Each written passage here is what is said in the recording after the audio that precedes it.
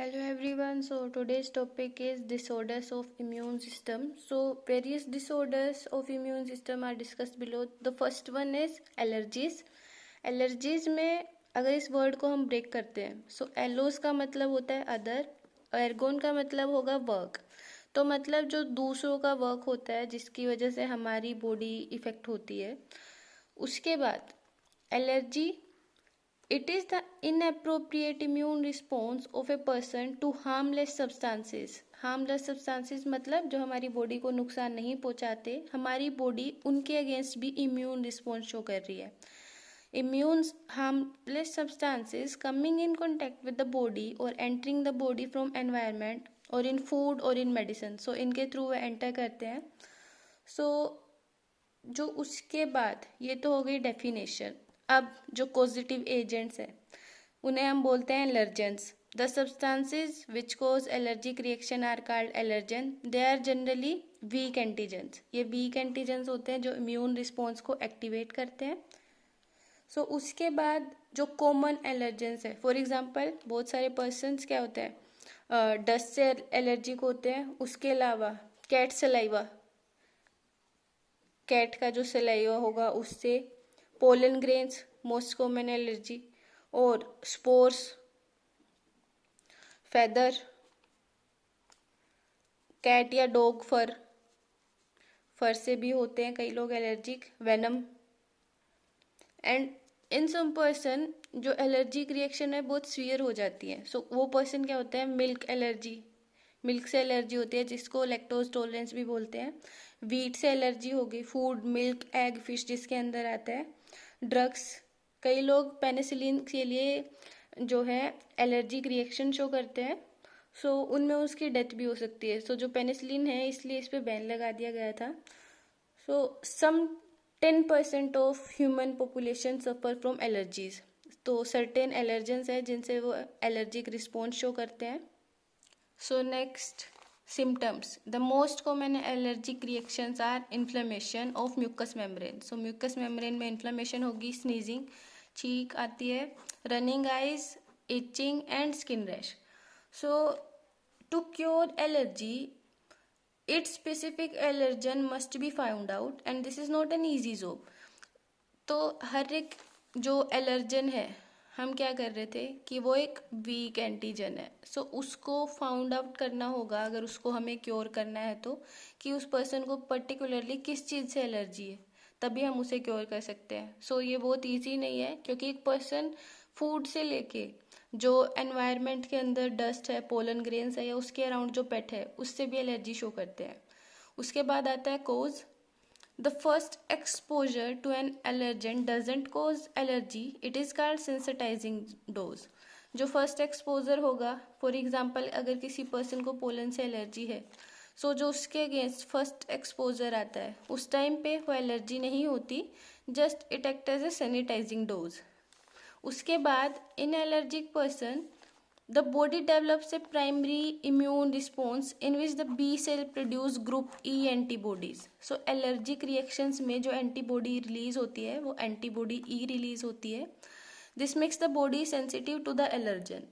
तो ये तो हो गई allergic person के अंदर क्या प्रोड्यूस करती है B cells, group E antibody. But जो कॉमन पर्सन्स हैं उनके अंदर T cells एंटीजन को रिकॉग्नाइज करती है हार्मलेस एंड प्रिवेंट करती है कि बी सेल इसके लिए कोई भी रिस्पॉन्स शो ना करे।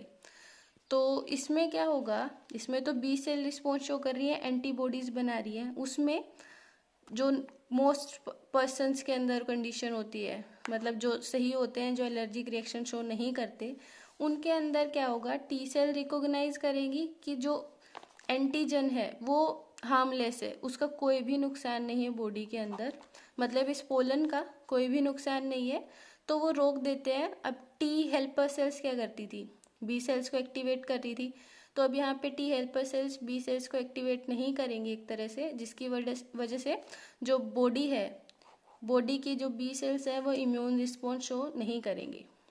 उसके बाद on next exposure to allergen the body show a secondary immune response, जिसे हम एलर्जी बोलते हैं। तो फर्स्ट था sensitizing dose, second one is allergy. और इसे हम हाइपर सेंसिटिव रिस्पॉन्स बोलते हैं। हाइपर मतलब बहुत ज़्यादा, जो सेंसिटिविटी से भी ज़्यादा है। किसी चीज़ के लिए हमारा सेंसिटिव होना एक अलग बात है, पर उसके लिए हमारी बॉडी हाइपर एक्टिव हो जाती है, तो उसे हम एलर्जी बोलते हैं। This is termed as the shocking dose.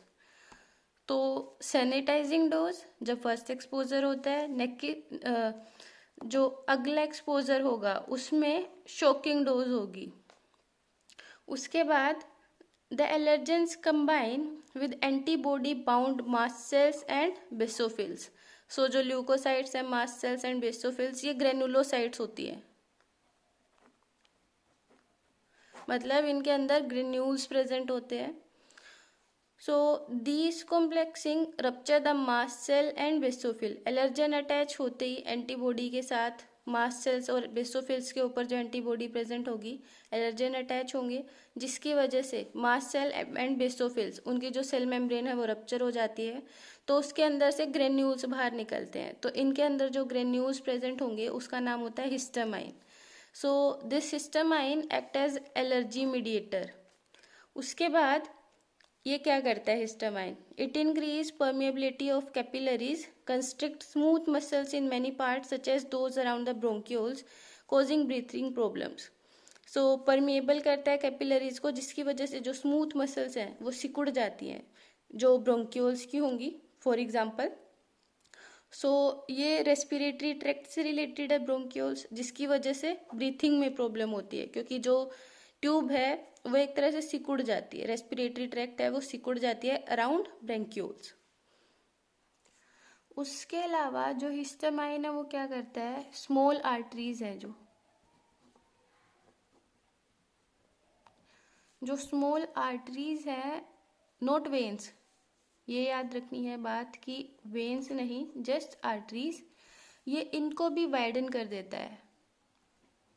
Histamine इन्हें वाइडन कर देगा, जिसकी वजह से जो इफेक्टेड एरिया है वो ज़्यादा ब्लड रिसीव करेगा।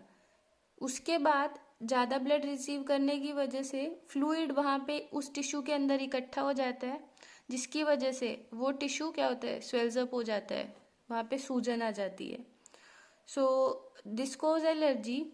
एलर्जी की बहुत सारी फॉर्म्स हैं। First is hay fever. इसके अंदर if the antigen is pollen, the areas affected are mucous membrane of eyes and nose. उसके बाद the area affected are then get swollen, reddened, running nose and eyes. This condition is called hay fever. So ये उसकी characteristics है। अब इसको cure कैसे किया जाता है? एलर्जिक मीडिएटर कौन था? हिस्टामाइन। सो हम इसके लिए जो ड्रग यूज करेंगे उसके अंदर क्या प्रेजेंट होगा? Anti histamine. So anti histamine को यूज करके हम इसका जो हिस्टामाइन है उसका इफेक्ट हम नलीफाई कर सकते हैं, जिससे हम हे फीवर को स्टॉप कर सकते हैं विदाउट कॉजिंग सेल डैमेज। जिससे सेल डैमेज जब वो स्टार्ट करता है उससे पहले हम उसको क्योर कर दें। उसके बाद आता है asthma. Asthma if allergic reactions occur further down in respiratory tract, वो नोज या आईज या फिर माउथ तक ही नहीं लिमिट है उसकी, वो रेस्पिरेटरी ट्रैक्ट को इफेक्ट करती है। सो यहाँ पे क्या होगा कि जो टिश्यू है सराउंड करता है जो ट्यूब्स को, रेस्पिरेटरी ट्रैक्ट की जो ट्यूब होगी, जो टिश्यू इसको सराउंड करेगा, वो क्या करेगा, स्वेल्स अप हो जाएगा, जिसकी वजह से जो ट्यूब है क्या होगी, कंप्रेस हो जाएगी। सो उसके बाद जो मूवमेंट होगी एयर की लंग्स के अंदर इस ट्यूब के द्वारा, उसके बाद वो इफेक्ट हो जाएगी, क्योंकि प्रॉपर एयर पास नहीं हो पाएगी। This condition is called asthma. The treatment of asthma is also an antihistamine. So इसमें भी एक एंटाहिस्टामाइन डेरिवेटिव यूज करते हैं। अलग अलग डेरिवेटिव्स होते हैं हर एक डिसीज को क्योर करने के लिए, तो इसमें भी एंटाहिस्टामाइन अपना रोल प्ले करेगा। So that's all for today. Next topic जो कि एनाफाइलेटिक शॉक है, ये थोड़ा लार्ज पड़ता है, सो इसलिए आज हम इतना ही करेंगे। That's all, thank you.